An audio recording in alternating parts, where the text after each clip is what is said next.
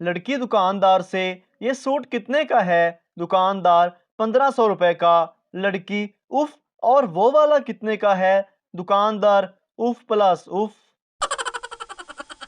बीवी गुस्से से, इतनी सर्दी में आपने सुबह सुबह मुझ पर पानी क्यों डाला?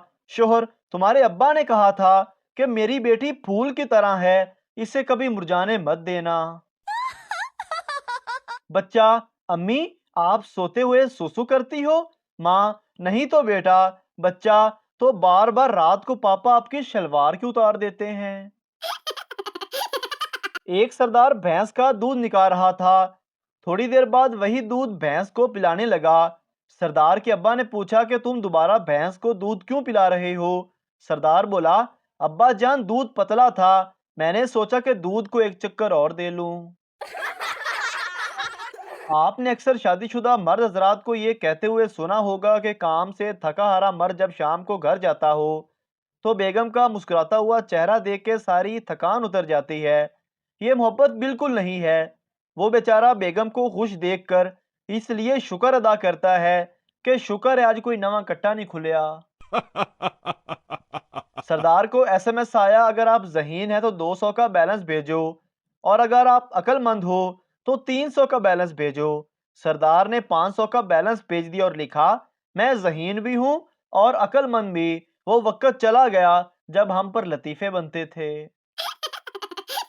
बाबा जी कहते हैं कि मोहब्बत के सफ़र में अगर महबूबा थक जाए तो उसकी टांगे उठाएं और कंधे पर रख लें। पठान, यार अब तुम्हारी अम्मी की खांसी कैसी है? दोस्त बोला, अल्लाह का शुक्र है खांसी तो रुक गई है, लेकिन अब सांस रुक रुक कर आता है। पठान, कोई बात नहीं, अगर अल्लाह ने चाहा तो सांस भी रुक जाएगा।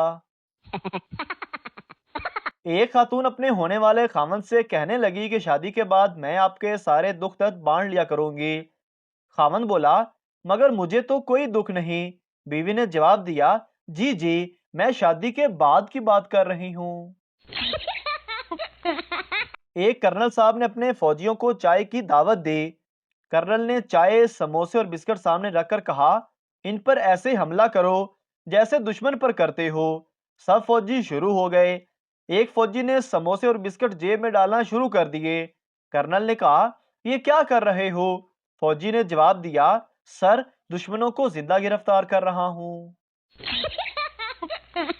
एक शख्स अपनी बीवी को लेकर मौलवी साहब के पास आया और कहने लगा, मौलवी साहब, ये मेरी जोजा हैं, इन पर अचानक असेब का हमला हुआ है, शायद जिन चढ़ा है। मौलवी साहब ने दम दुरूद किया तो जिन बातें करने लग गया। मौलवी साहब बोले, अभी के अभी बाहर निकलो वरना मैं। जिन बोला, मैं निकलने के लिए तैयार हूँ, लेकिन मेरी एक शर्त है, मैं इस औरत से निकलकर शोर से चिमट जाऊंगा। शोर डर के मारे 2 कदम पीछे हटते हुए मौलवी साहब बोले, ये नहीं हो सकता, लेकिन आप इस औरत के शोर से क्यों चिमट जाना चाहते हैं? जिन बोला, क्योंकि ये नमाज नहीं पढ़ता। मौलवी साहब बोले, अच्छा तुम इस तरह करो कि इनकी बीवी से निकल जाओ और इनके घर के करीब रहो। अगर इस औरत का शोर नमाज ना पढ़े तो फिर इससे चिमट जाना। जिन, ठीक है। जिन निकल जाता है। चंद दिन बाद वो औरत मौलवी साहब को फोन करके शुक्रिया अदा करती है कि अब ना सिर्फ उनका शोर सफ़े अव्वल में नमाज पढ़ता है, बल्कि अक्सर मस्जिद का दरवाज़ा भी वही खोलता है और अजान भी देता है। ये राज बाद में खुला कि इस खातून को जिन विन कुछ नहीं चढ़ा था। उसने शोर को नमाज का पाबंद बनाने के लिए ये वारदात कर डाली थी। नतीजा, वैसे आइडिया बुरा तो नहीं है। बच्चा घर में बैठा हुआ पुरानी तस्वीरें की एल्बम देख रहा था। अम्मी उसके पास ही बैठी थी। एल्बम देखते हुए बच्चे की नज़र एक खुश शक्ल स्मार्ट नौजवान पर पड़ी। उसने अपनी अम्मी से पूछा, अम्मी, ये अंकल कौन है? अम्मी बोली, बेटे, ये तुम्हारे पापा हैं। बच्चे ने गुस्से से पूछा, तो फिर ये मोटा गंजा आदमी हमारे साथ घर में रहता है, ये कौन है? जो आदमी हमेशा हंसता रहता है उसे कहते हैं हंसमुख, और जिसका हंसना मुकम्मल बंद हो गया हो उसे कहते हैं हस्बैंड। सायमा को किसी ने शलवार में उंगली दे दी और छुप गया। पीछे एक 70 साल का बूढ़ा बाबा खड़ा था। सायमा ने पूछा, बाबा जी, मिस कॉल आपने दी है?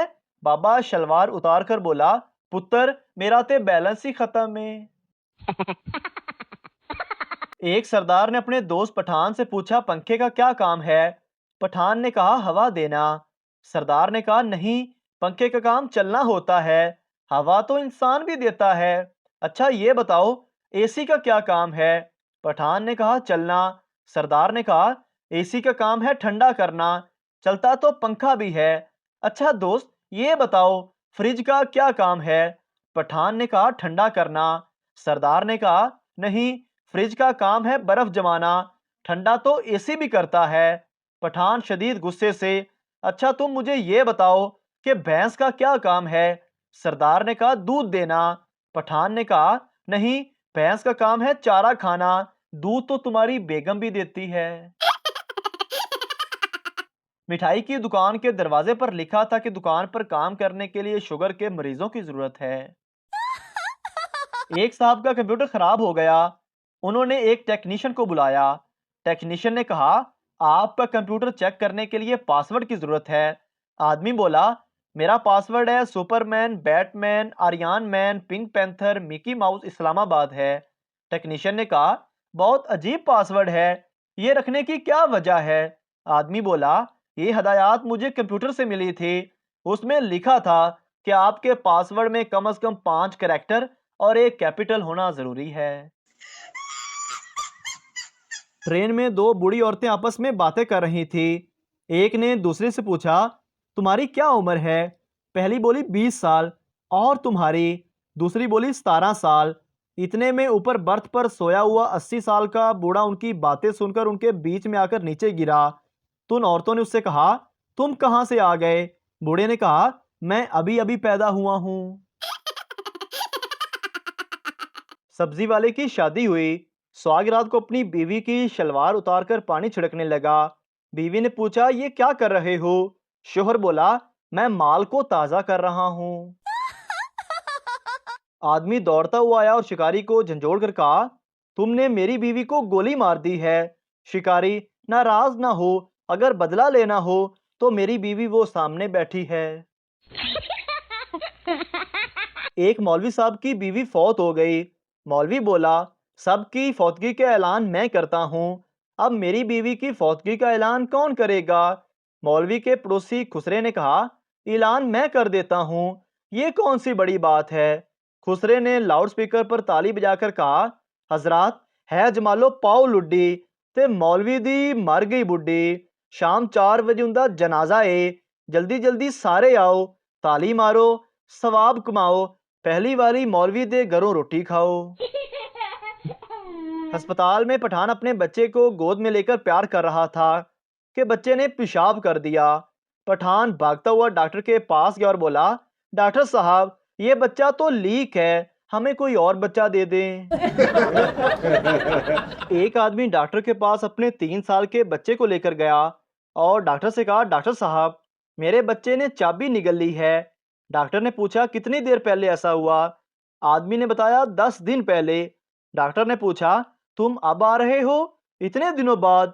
आदमी बोला, हमारे पास दूसरी चाबी भी थी लेकिन आज वो भी गुम हो गई, इसलिए आपके पास आना पड़ा।